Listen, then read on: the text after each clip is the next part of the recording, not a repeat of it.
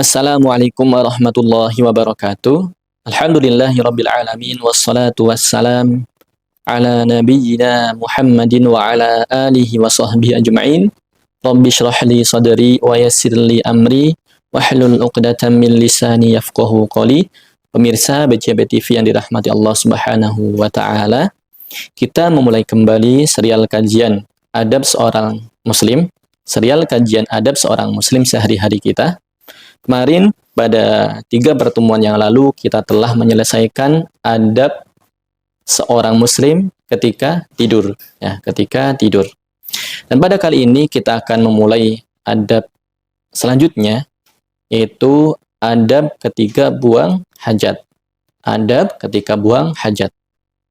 Adab yang pertama adalah ketika kita buang hajat, hendaknya kita bersegera untuk buang hajat.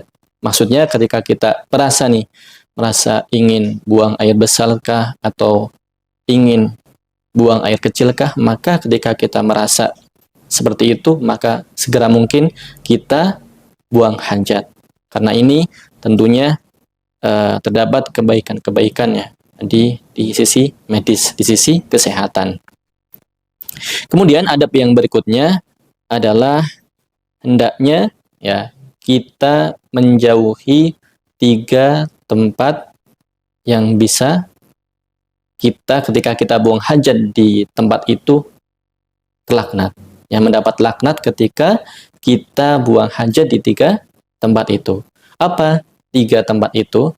Maka Rasulullah Shallallahu Alaihi Wasallam bersabda, "Ittaqul mala'ina thalath, al-baraz fil mawarid wa qari'atit thariq adh-dhil." Ya, maka hendaknya kita takut, ya, kita menjaga diri dari 3 tempat yang apabila kita buang air kecil atau buang air besar di tempat itu, maka kita akan mendapatkan laknat.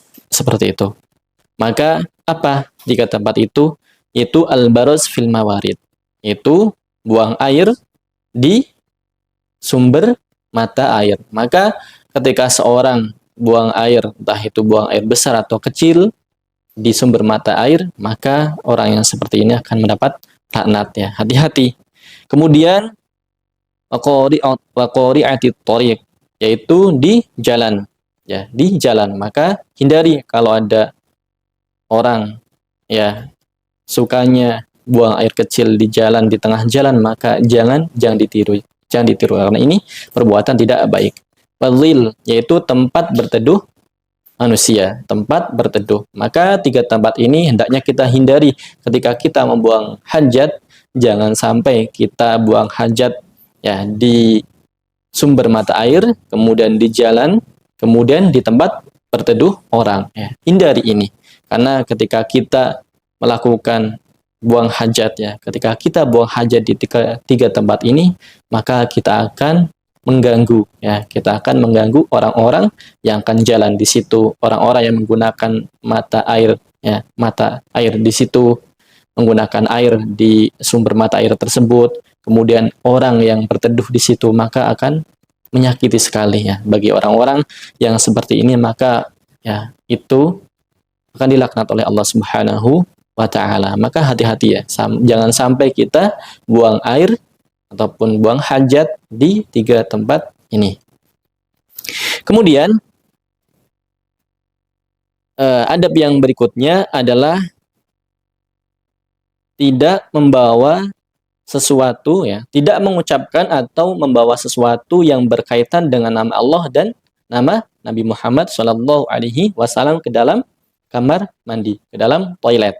Ya, maka ketika kita hendak buang hajat, ketika kita hendak buang air besar atau buang air kecil, maka segala hal, ya, yang berkaitan dengan nama Allah dan nama Nabi, ya, kalau ada suatu, ya, tulisan, ya, yang itu mungkin ada ayat-ayat Al-Quran, ada nama Nabi, ada nama Allah Subhanahu wa taala, maka ditinggalkan. Jangan bawa masuk ke dalam toilet. Kadang kan ada yang topi ada bacaan kalimat tahlil, kemudian ada kaos tuh, ya, ada kaos bacaan ada nama Nabi Muhammad SAW, maka hendaknya hal-hal seperti ini ya jangan sampai dibawa ke toilet. Karena nama Allah Subhanahu wa taala juga kemudian nama Nabi Muhammad SAW adalah nama yang agung yang hendaknya kita muliakan. Sedangkan toilet adalah tempat yang di situ banyak kotoran, ya di situ tempatnya para setan. Hendaknya kita tidak membawa sesuatu ya yang tertulis nama Allah ataupun nama Nabi Muhammad Shallallahu Alaihi Wasallam. Kemudian adab yang berikutnya adalah menghindari untuk menghadap kiblat atau membelakangi kiblat ketika buang hajat. Ini sebagaimana sabda Rasulullah Shallallahu Alaihi Wasallam, "Idza ataitumul ghaid fala tastaqbilul qiblata wala tastadbiruha bi baulin aw ghaitin walakin syarriqu aw gharribu." Ya, ketika kita hendak buang hajat, maka hindarilah untuk menghadap kiblat atau membelakangi kiblat.